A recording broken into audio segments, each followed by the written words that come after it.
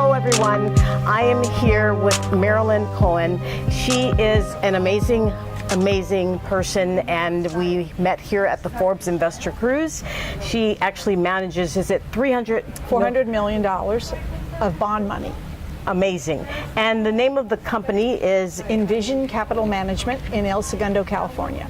Excellent, excellent. And so, Marilyn, you shared with us a lot about some of the observations that you have in the municipal bond area, and I thought maybe it would be good to share that with others and, you know, your experience. Maybe just talk a little bit about your background in the bond market for those that, obviously I know you and I've seen you for years and followed your career, but many people may not have. Well, I've been in the bond market since 1979, so that's a lot of decades ago, and that's a lot of interest rate cycles, and seen the bond market really change quite dramatically. But I would say that bonds are still today quite a mystery to most people.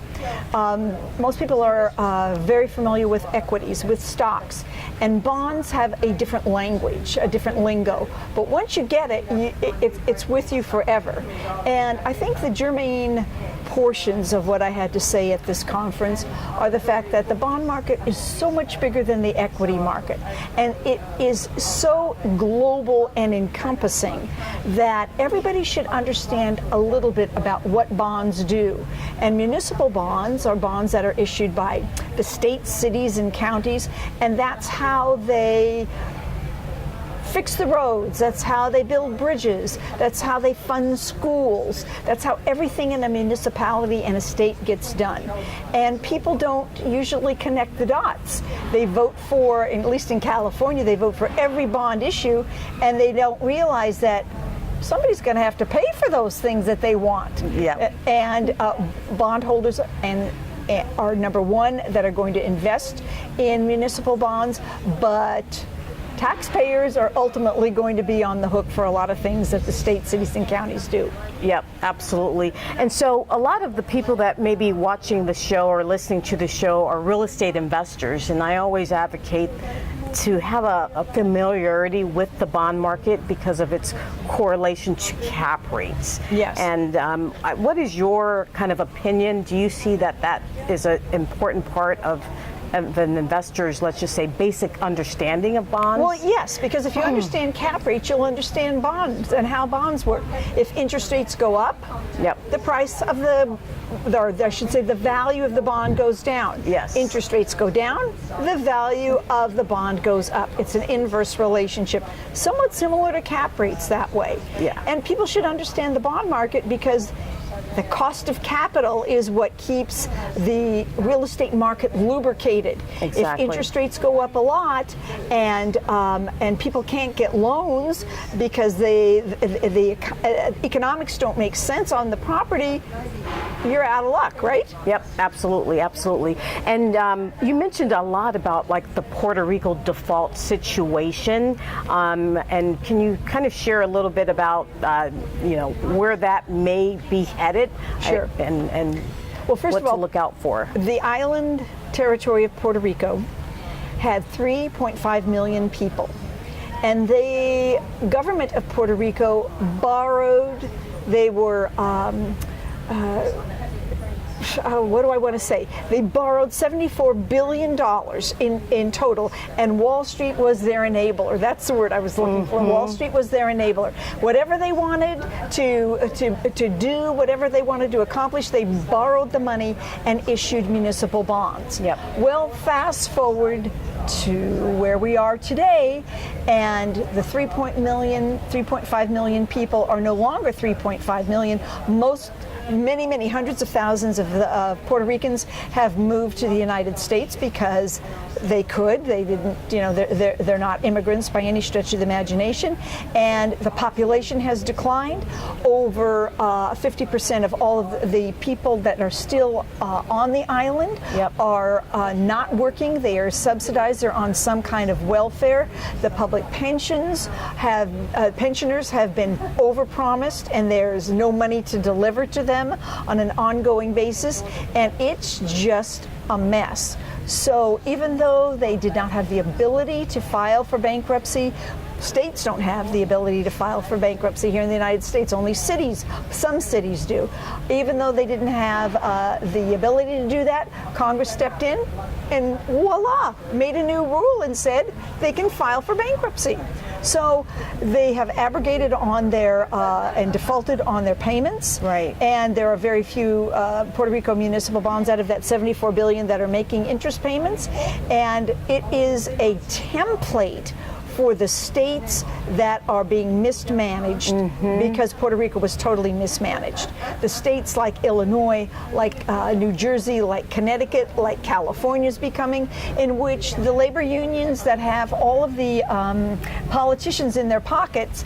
And how do you think the politicians get money? Well, they ask for it. Yep. And what they get in response from the labor unions are promises of higher pensions, promises of the pensions being hooked to the increase in the consumer price index, and all of a sudden you've got bloated and unfunded pension liabilities, which Puerto Rico has. Yep. A huge amount. Illinois does, California does, New Jersey does. I mean, the list goes on and on. So it's why should people care? Why should they be involved in this? Well, the fact is that when the rubber finally meets the road, as it has in Puerto Rico, the taxpayers are going to pay. It's phenomenal. It is. So it's phenomenally bad.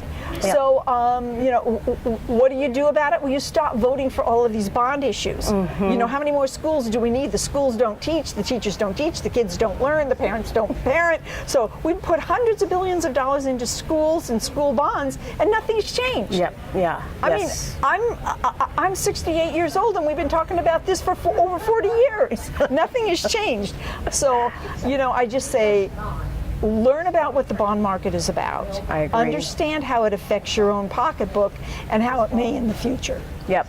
No, I think that's just such a good point. And on the Puerto Rico situation in particular, there's been a lot of, let's just say, hedge fund managers that have moved to Puerto Rico of late because of that 4% federal tax rate, I guess, or 0% tax rate for people that trade, let's just say, and get capital gains with their hedge funds. You're talking about living on the island. Yeah, they did.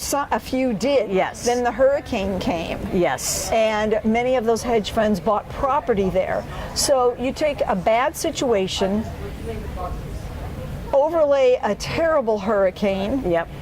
terrible mismanagement politically, and you have a disaster. Yes. You know, the Puerto Ricans are saying, we need the United States to bail us out. We need that money that you promised. And in December, they did some kind of analysis and found that they had $5 billion in cash they didn't know about. Oh my gosh. Now, if that doesn't tell you how incompetent everything is. So our government, the U.S. government, said, you're not in dire need anymore. You're not hysterical. Right. You use that money that you just found.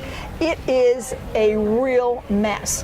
And now so many of the hedge funds that bought the Puerto Rico bonds in 2016, 2015, 2014, they're all suing everybody else because they think that whatever little trickle of revenues that are being generated belong to them, not to the other bondholders.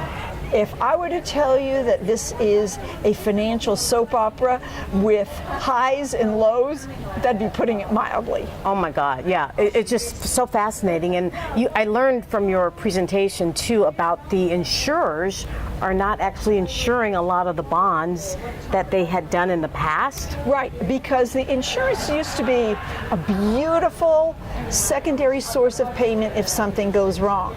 And it used to be in 2000 to about 2005 where over 50% of all municipal bonds that came out to market were insured. Well, we found out that the insurers have done some kind of dodgy things. They have insured, you know, small little bond issues that maybe didn't go so well, but now they have huge allocations and liabilities to Puerto Rico. AMBAC is one of the big insurers, but they've done something smart. They started purchasing for their own account some of the discounted Puerto Rico bonds that they had insured. Maybe they bought them at 50 cents on the dollar, maybe they bought them at 40 or 20 cents on the dollar. That hasn't been disclosed, but to extinguish a portion of their liability. So my bottom line of that portion of my presentation was, it's nice to have insurance, but don't count on it. Interesting. It's just, yeah, the bond market is just absolutely, it's very fascinating. So let's just say, now our new Federal Reserve Chairman that took over for Yellen, do you have, let's just say, I don't really know much about him. His name is Powell, is that correct? Powell. Mm-hmm. Yeah. Do you think that he will still have sort of the same type of, treatment on the Federal Reserve policy as his predecessors? I hope not. Okay. I hope not. Chairman Powell has had not only academic experience, but real life experience in working on Wall Street. That's good because it means that he understands bottom line responsibility.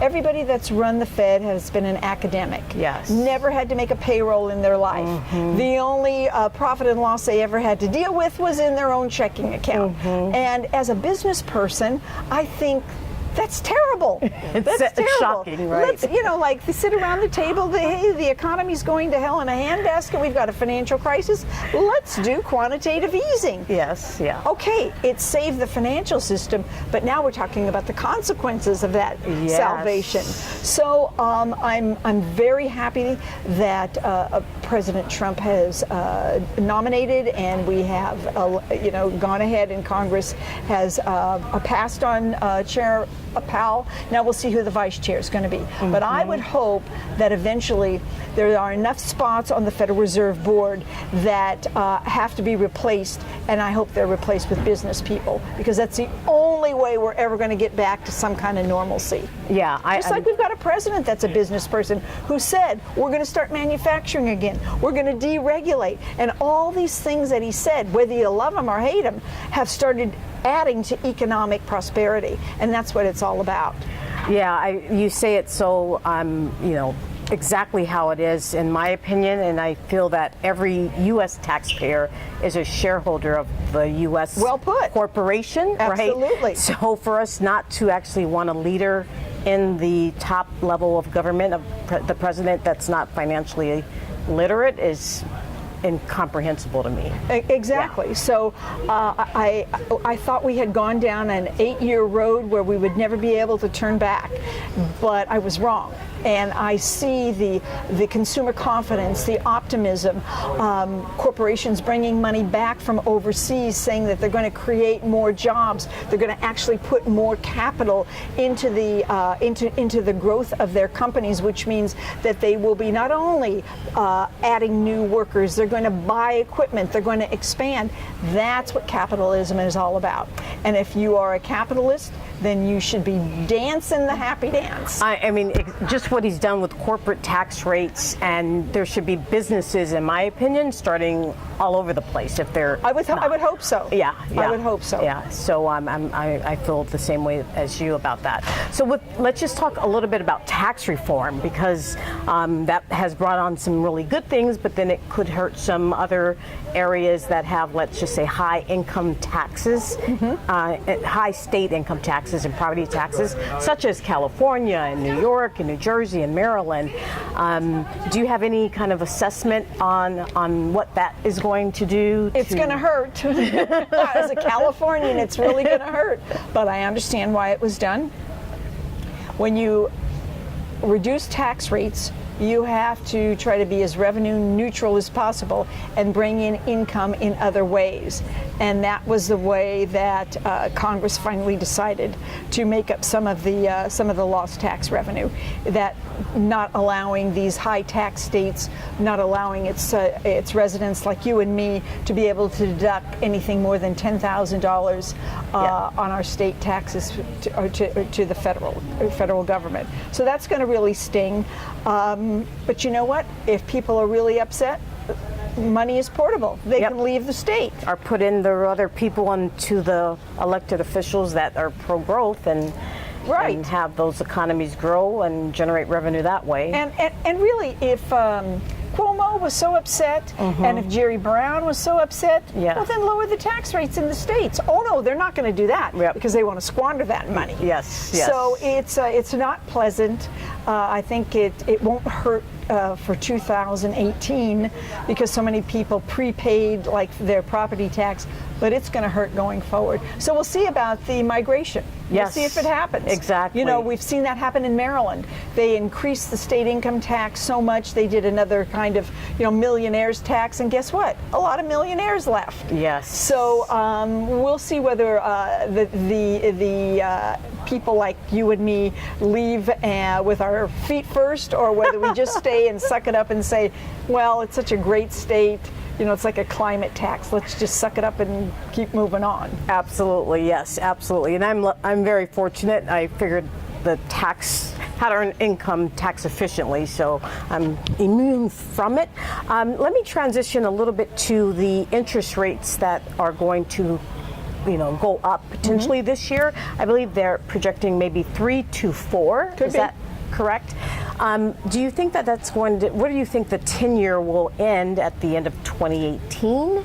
I think it's hovering around 2.8 today, a little less than 3%. It's hard to say because that is what the market is expecting. That's what some of the Federal Reserve presidents have said, 2 to 3. A couple of them have said 4 rate increases. But a lot can happen between now and then. Yes. Let's say we had a massive stock sell-off. They would probably wait to do any increases. Let's say that all the optimistic things that we've discussed about, capitalism and companies deploying capital, let's say that something curtails that and the economy doesn't grow at a 3 or 3.5% rate. A lot of things could happen to circumvent all these tax hikes. But let's assume that it happens. I've been waiting for that. I've been waiting for my customers and everybody who is investing in CDs and treasury bills and treasury bonds and all kinds of bonds I've been waiting for them to be able to get a better and a richer rate of return. Yeah. So that isn't necessarily all bad. It'll sting because that means that it'll probably choke off the real estate market a bit. It'll be, the numbers won't work out so handily when you're looking at your debt service. It might choke off a little bit of capital improvement for companies whose balance sheets aren't in order and are too bloated. Right. But with every good thing, there's a bad thing, and I think overall, if it brings us closer to something that's more normal, I'm for it. I know. Yep. I completely agree.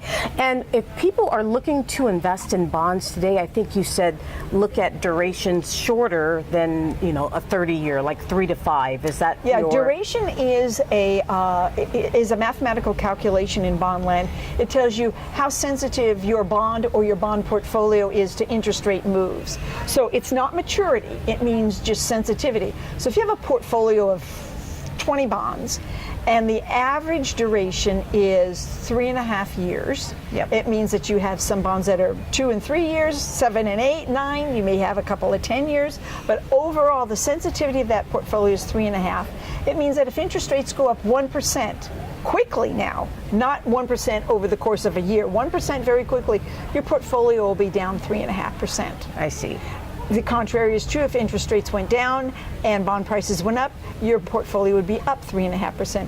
So if you want to be conservative and smart, because 10-year treasuries aren't yielding that much less than 30-year treasuries, so why go out 30 years?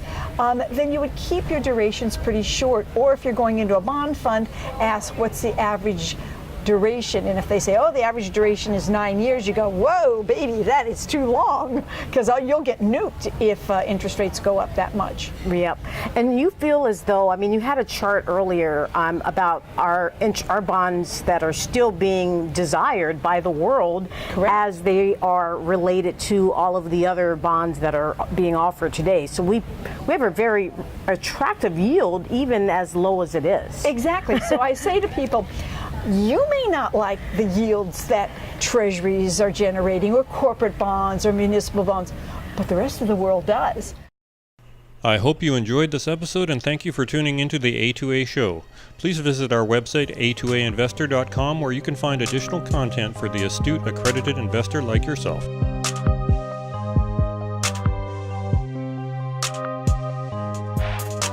I knew what I needed, so I went out and got it. Started stacking up assets, now I'm bringing in profits. I knew what I needed, so I went out and got it. Started stacking up assets, now I'm bringing in profits.